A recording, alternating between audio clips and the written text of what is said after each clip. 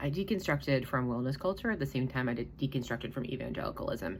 And I think that's because there's this big overlap here. It's actually quite a big Venn diagram and how they moved it from being like a left-leaning identity to right-wing ideology.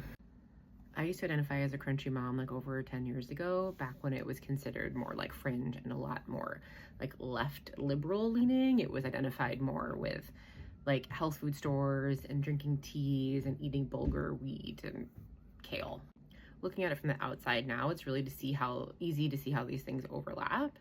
That in, the belief is always that the real experts can't be trusted, and our particular brand of leader, whether that's a wellness influencer or a pastor, is the only one that's deemed righteous enough, right? Like they have passed the purity tests. They have to be like, we have to feel like they're totally on our side, and then we trust them implicitly, no matter what they say.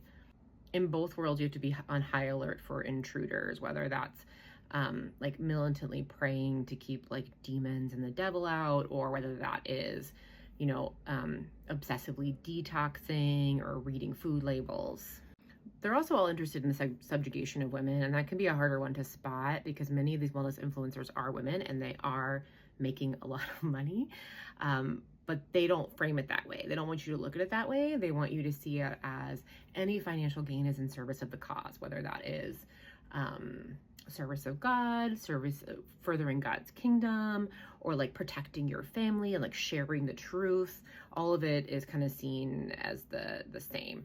They make a shit ton of money selling their like courses and supplements or sermon series and books.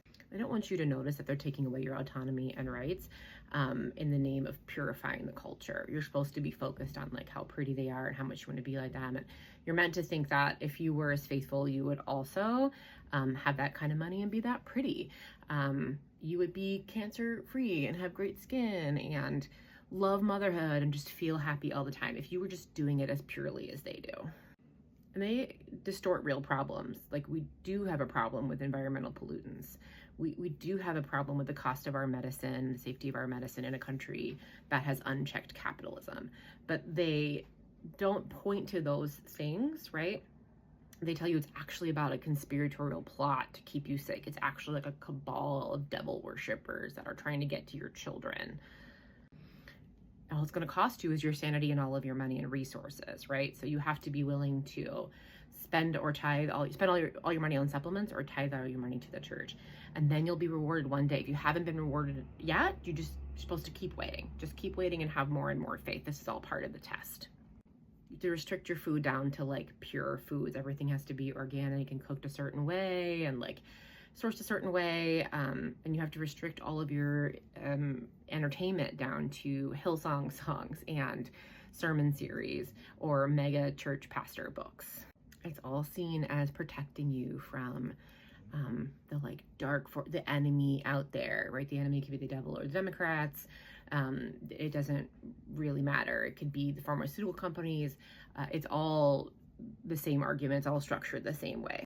It's just kind of crazy to watch that evolution over the last 10 years and why I left both of those things at the same time. The dogma was just as rigid and just as harmful in both places.